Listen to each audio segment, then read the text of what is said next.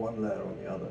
And I think it almost goes hand in glove with our unwritten constitution. You know, this is a continuum, and it can change according to the time. Which gives it flexibility. Which gives it flexibility, completely right.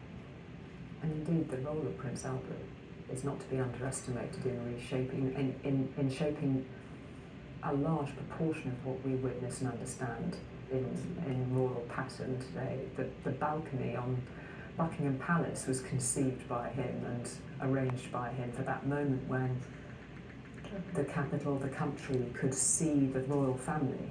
He understood it architecturally and in the way that they interacted. And then again with the late Duke, too, in that revival, reassessment of the royal family, which you would have witnessed firsthand after the death of Princess Diana.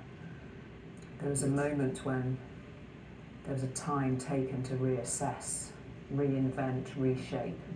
Absolutely, and all the way through history. I mean, our 1,200-year-old monarchy, you know,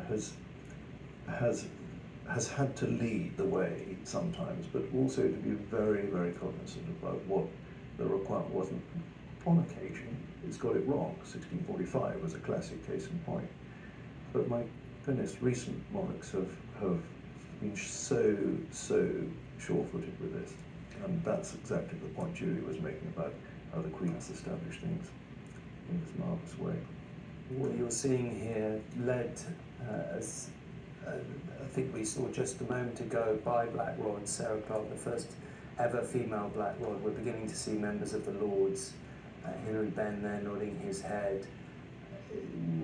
We're seeing the members of the Lords and the Commons go past to pay their respects. Kate Hoey, you can see there, we just saw Michael Howard, Lord Howard as he is now, Dame Eliza Manningham-Buller a short time ago, the head of MI5, all filing past to pay their respects. Liz Truss, obviously the Prime Minister we've seen out and about with the new King this week.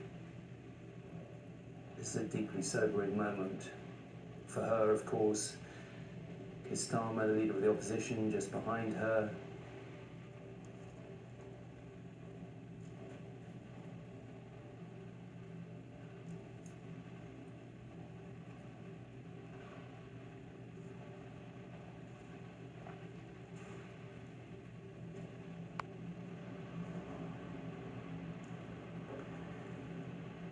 I think this is a moment to bring Chris back in. I mean,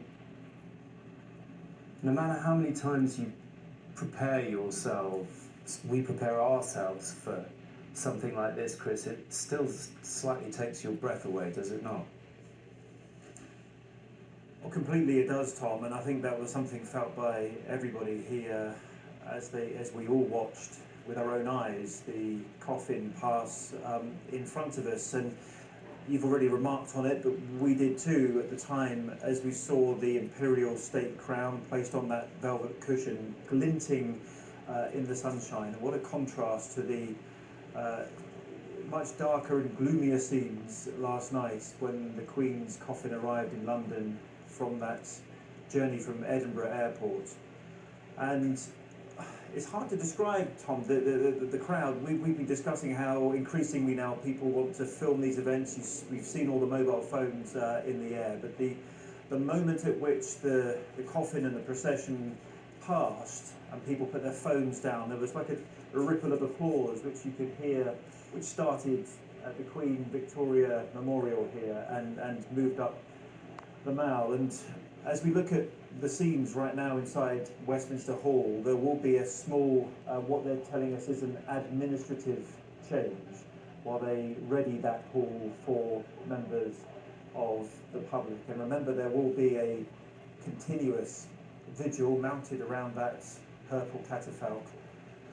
And at some point, you can see one of the vigils going on as we speak. But at some point, Tom, we expect one of the watches to be mounted once again by members of the royal family, just as we saw at St Giles Cathedral in those very moving moments a couple of days ago. We will see the King and his siblings return to Westminster Hall in their uniforms to mount one of those vigils. There will be a continuous watch now from this point until 6:30 in the morning on Monday, when there will be the next significant change as they ready that coffin for the state funeral.